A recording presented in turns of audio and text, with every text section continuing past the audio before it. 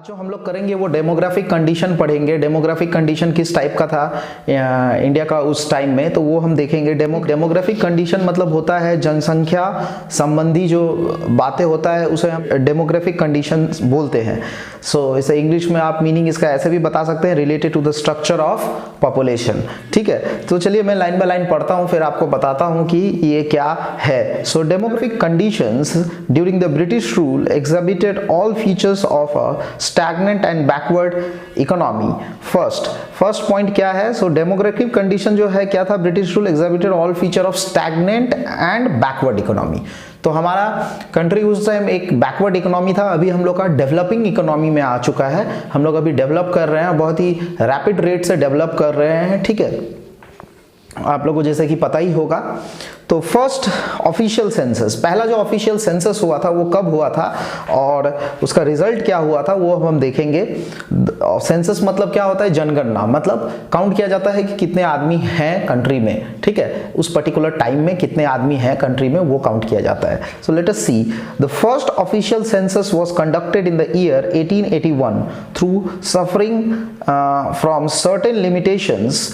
Though suffering from certain limitations, the census revealed unevenness in India's population growth. From 1881 onwards, census operations were carried out after every 10 years. तो आपको पता है कि uneven distribution था उस time में population का, जो सारे किसी स्टेट्स में कम, किसी स्टेट्स में ज़्यादा, किसी स्टेट्स में बहुत ही कम।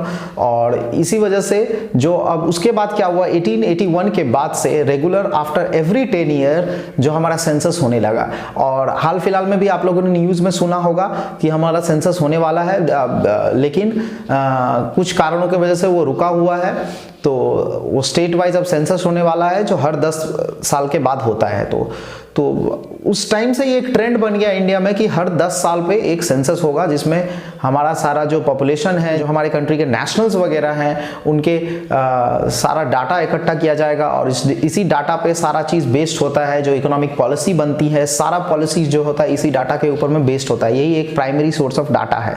ठीक है, अब नेक्स्ट 1921 में देखते हैं क्या हुआ था। Year of the great divide, it was, इसे 1921 को बोला जाता है year of great divide. Before 1921 India was in the first stage of demographic transition. ठीक है, the second stage of transition began after 1921। So the year 1921 is describe the year of great divide. Transition मतलब changes जो हुआ, उसके बाद जो change जो आया, तो इसीलिए उस ईयर को बोला जाता है the year of great divide. Okay, now अब देखते हैं demographic condition during the colonial rule is described in the following points. क्या था उस टाइम में डेमोग्राफिक कंडीशन जो इंडिया का था वो क्या था? ठीक है, तो डेमोग्राफिक कंडीशन मैंने बोला पॉपुलेशन से रिलेटेड है, जनसंख्या से रिलेटेड है। तो किस टाइप का था, क्या था, वो सब हम देखेंगे। जो death rate, birth rate, mothers mortality rate and all these things we will see. Now high birth rate and death rate, बहुत हाई बर्थ रेट था और डेथ रेट भी बहुत हाई था। एक्सट्रीमली लो लिटरेसी रेट, बहुत extremely low literacy. Literacy मतलब क्या होता है? साक्षरता दर। साक्षरता मतलब होता है कि कितने आदमी को, लिटरेट मतलब कितने आदमी को पढ़ना और लिखना आता है। ठीक है, that is extremely low literacy rate. Poor health facility, health facility भी बहुत बुरी कंडीशन में थी। High infant mortality rate, infant मतलब बच्चों का मरने का जो रेट था वो भी बहुत हाई था। लो लाइफ एक्सपेक्टेंसी, लाइफ मतलब एक आदमी कितने दिन जिंदा रह सकते हैं, मतलब एवरेज करके, तो वो भी बहुत लो था। वो लो होने का रीज़न भी है कि हेल्थ इंफ्रास्ट्रक्चर जो था बहुत ही कमज़ोर था, बहुत ही बुरा था हेल्थ इंफ्रास्ट्रक्चर। और वाइड स्प्रेड पॉवर्टी, पॉवर्टी मतलब आपको पता ही है, गरीबी बहुत ज़्यादा गरीबी थी। ये सब आपको बहुत सारा कॉमन टॉपिक है, ये आपको पता ही है कि क्या हाल था उस टाइम में। अब इसे लाइन एक एक करके देखेंगे, थोड़ा ब्रॉडर वे में देखेंगे एक एक करके कि क्या था ये। ठीक है, high birth rate and death rate. Birth rate refers to the number of children born per 1,000 in a year. Death rate refers to the number of people dying per 1,000 person in a year.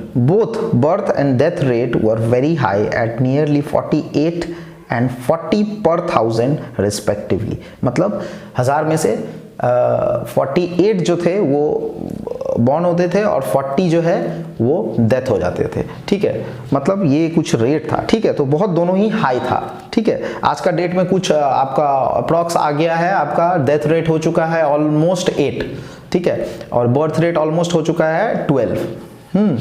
तो extremely, अब दूसरा बात जो है extremely low literacy rate. तो overall literacy level was less than 16%। अभी India का कुछ ऑलमोस्ट जो फ्रेश डाटा तो अभी पता नहीं, लेकिन जो नियर अबाउट डाटा है वो 75% पर लिटरेसी चला गया है, ठीक है। तो overall literacy level was less than 16%। Out of this the female literacy was negligible low about 7%। मतलब जो ओवरऑल जो था लिटरेसी रेट वो कितना था, 16% था, बट फीमेल का जो था वो सिर्फ 7% था, ठीक है। तो बहुत ही ज़्यादा डिस्क्रिमिनेशन था मेल और फीमेल का पढ़ाई में। पहले क्या करते थे, चाइल्ड मैरिज भी बहुत ज़्यादा कॉमन था, चाइल्ड मैरिज भी होता था। क्या करते थे, जो लड़कियों का जल्दी शादी करवा देते थे, बहुत ही कम एज में शादी करवा देते, 13-14 की उम्र में शादी करवा देते थे, और उस वजह से उन्हें पढ़ने लिखने भी नहीं दिया जाता था, घर का काम सिखाया जाता था, और इसी वजह से क्या करते थे, उनका शादी भी जल्दी कर देते थे और उन्हें पढ़ने का मौका भी नहीं मिलता था। आज के डेट में वैसा सिचुएशन नहीं है, हमारा इंडिया बहुत ही ज़्यादा अच्छा हो चुका है। Condition is much better than what compare to that time, and और भी अच्छा हो सकता है, ठीक है। Poor health facility, public health facilities were either unavailable to large mass of population, और when available were highly inadequate. मतलब एक तो अवेलेबल ही नहीं था, लेकिन जो अवेलेबल था वो भी बहुत कम था, ठीक है, बहुत ही कम था। कोई बहुत बड़े बड़े शहरों में ही यूनिवर्सिटीज़ वगैरह हुआ करती थी, कॉलेज वगैरह हुआ करती थी, स्कूल्स भी बहुत रेयर थे, ठीक है। बहुत दूर दूर जाना पड़ता था स्कूल के लिए। एक एक स्कूल, मतलब पूरे सोच लीजिए एक डिस्ट्रिक्ट में हो सकता है एक स्कूल हुआ करता था, ठीक है। तो इस टाइप का था। As a result water and airborne diseases were wide spread and took a huge toll on life. So water और एयरबॉर्न डिजीजेस तो थे वो बहुत ज़्यादा कॉमन थे, जैसे हाइजा वगैरह फैलता रहता था, बहुत सारा एपिडेमिक्स वगैरह आते रहते थे, और उसमें ह्यूज मास ऑफ पीपल जो है मरते रहते थे डे बाय डे, ठीक है। उसके बाद फोर्थ पॉइंट हम लोग डिस्कस करेंगे, high infant mortality rate. High infant mortality rate मैंने जैसे बताया, बच्चों का मरने का रेट। तो infant mortality rate refers to number of infant dying before reaching 1 year of age per 1000 live birth in a year. The infant mortality rate was quite alarming, about 218 per 1000, in contrast to the infant mortality rate of 44 per 1000 in 2011. So per 1000 218 बच्चे जो है मर जाते थे उस time में, but now the condition has improved in such a way that we are, according to 2011 data, we don't have the fresh data. After the census is completed, then we will be having the fresh data. So only 44 per 1000 infants, according to 2011 data, used to die. Okay, now next is low life expectancy. Life expectancy refers to the average number of year for which people are expected to live. Okay, life expectancy was also very low, like 44 years. अभी कुछ around 60-65 years हो गया है, ठीक है। In contrast to the present 68 years. Sorry, मैंने एक average बोला था आपको, so now it is 68 years. Now this is very easy one, and after that you have widespread poverty. There was no reliable data about the extent of poverty. Poverty के बारे में there was no data only, because I have already discussed this, that there was no data or no statistics available for the per head income or per capita income. But there is no doubt that extensive poverty prevailed in India during the colonial period. The overall standard of living of common people in India was very low, and there was widespread poverty in the country. So मैंने जैसे कि आपको पहले भी बताया था कि overall standard of living जो था बहुत ही लो था, क्योंकि आदमी के पास एम्प्लॉयमेंट नहीं था। सबसे बड़ा बात है क्या, उनके पास एम्प्लॉयमेंट नहीं था बोल के उनका क्या स्टैंडर्ड ऑफ लिविंग बहुत लो था, उनके पास पैसे कमाने का जरिया नहीं था, और इसी वजह से जो ब्रिटिश अंपायर थे वो एडवांटेज पोजीशन में थे हर समय, क्योंकि आदमी के पास पैसा नहीं था, शक्ति नहीं था। पैसा से शक्ति आता है, थोड़ा पावर आता है बोल के हर समय स्टैंडर्ड ऑफ लिविंग जो भी है वो भी बहुत लो हुआ करता था उस टाइम में। तो ये टॉपिक जो था सो बहुत इजी टॉपिक था, आप लोगों ने बहुत इजी तरीके से इसको समझ लिया होगा। जस्ट समझने का ही है, कुछ नहीं। और ये वीडियो देखने के बाद आप पूरी तरह से उसको क्या कीजिएगा, चैप्टर को पढ़ लीजिएगा, ठीक है। सो डेमोग्राफिक कंडीशन आप समझ गए। उसके बाद लास्ट एक पॉइंट है जो है, it can be concluded that British rule was the main reason to worsen the profile of Indian population.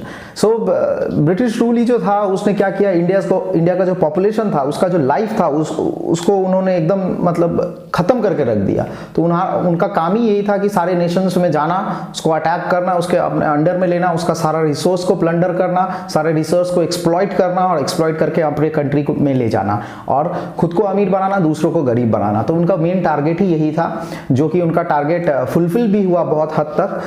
So this is all about the demographic condition, and hope you like the explanation. If you like it, don't forget to click the like button, and take care for the next video. Thank you.